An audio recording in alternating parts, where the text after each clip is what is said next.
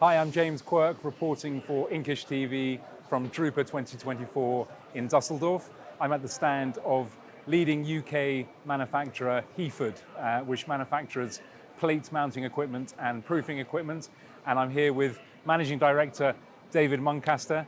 David, thank you very much for your time. You were telling me you have a new machine, brand new launch here this week, a wide web plate mounting equipment. Please, could you tell me a little bit about it? Yeah, so we've got a new modular range of mounters. So this is our top-end machine, which is a fully automatic mounting machine. The big advantage for this is if you're mounting multiple plates, you can load the plates into the cassette at the end. It will automatically move into position. It takes approximately 4 minutes to mount 4 plates across, which gives the operator time then to go and prepare the sleeves for the next job. But the automation is just part of it. We've designed this system to be modular. So at any point of the journey, a customer can buy a manual machine or a semi-automatic machine and then upgrade that machine without having to replace it in the future if their needs change in terms of personnel, skills, etc., or just the volume of work that's going through the business. So we feel it's a sustainable model where the mounter can grow with you. So rather than buy a press, have a certain level of automation and then need to replace it later, we can improve the machine and put other additional features on it throughout the lifetime of the machine.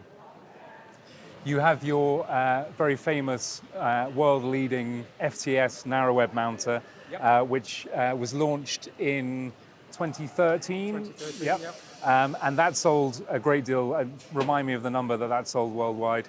It's around 600-700 now. Right, yeah. So that's also on your stand, and you have a new mid-web version of that as well. What was the thinking behind launching a slightly wider version of the existing narrow web FTS? Well, as you say, the FTS is very, very popular. It's very, very simple to use. It's very fast.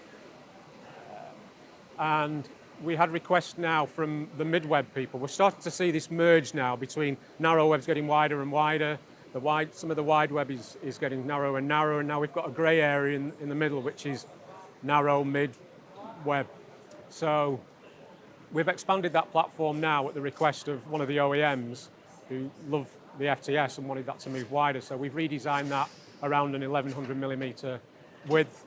So it's the same basic operation as the FTS. Again, very fast, simple to use. Yeah. So that's following the trend in sort of what was traditionally the narrow web sector, that the presses that the label printers are buying are getting wider and wider, aren't they? You know, in recent years, as you said, the wider web guys have been moving in as well because there's been a lot of growth in the narrow web sector. So I suppose you see quite a lot of opportunity in that kind of mid-web space. Yeah, and traditionally we've been providing a mid-web machine which is very similar to the machines we've got on the stand, either traditional or automated. So now bringing in the FTS, we think fits a kind of void there in the middle, so that the mid-web converters can have all the benefits that the label printers have been enjoying for many years now. Sure. And the modularity is, I guess, a key point when it comes to your range in terms of sort of, again, matching what is becoming more of a trend among label printers to be able to upgrade their machinery as they go and as they expand. So are you finding a lot of interest in that kind of format particularly? Yeah, and we've got many machines that are still running which are 30 years old. People come back to us because the bones of the machine is still working, but they want to add some further features on. With some models of machine we can do that, but with some versions we can't. So again, over the last two or 3 years, we've seen a real increase in people wanting to come and retrofit additions onto their existing mounters, and sometimes that's not possible for us. So we wanted to design this so that if somebody does want to add a feature on in 5 years, 10 years time, that it's modular and we can do that. So when you're on the stand, if you look at the other machines, all the holes are prepared. We start with a mounter at the top end, and then we basically strip it down as we get down to a very basic mounter at the other end, and you can join at any stage of the party. And you're running, like you did in Label Expo Europe last year, your fastest mounter competition. Am I right in thinking any visitor to the show can come to your stand and test themselves against your leaderboard, who can mount the fastest plate? Is there some sort of reward for top place? Yeah, so it's please, we want everybody to come on, whether you're a student, whether you're a young kid, whether you're retired, whether you're going to buy a mounter, whether you're just coming for a look round.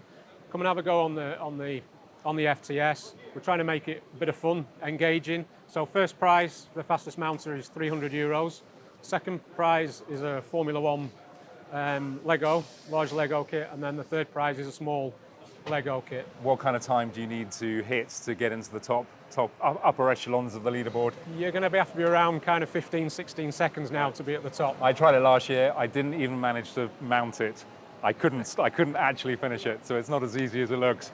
We had a student on before who'd never mounted in his life before, and he came on and he hit the leaderboard at 17:48. Amazing. That shows you obviously good motor skills. Just how useless I was at it. David, thank you very much for your time. Pleasure, James. Thank you. You.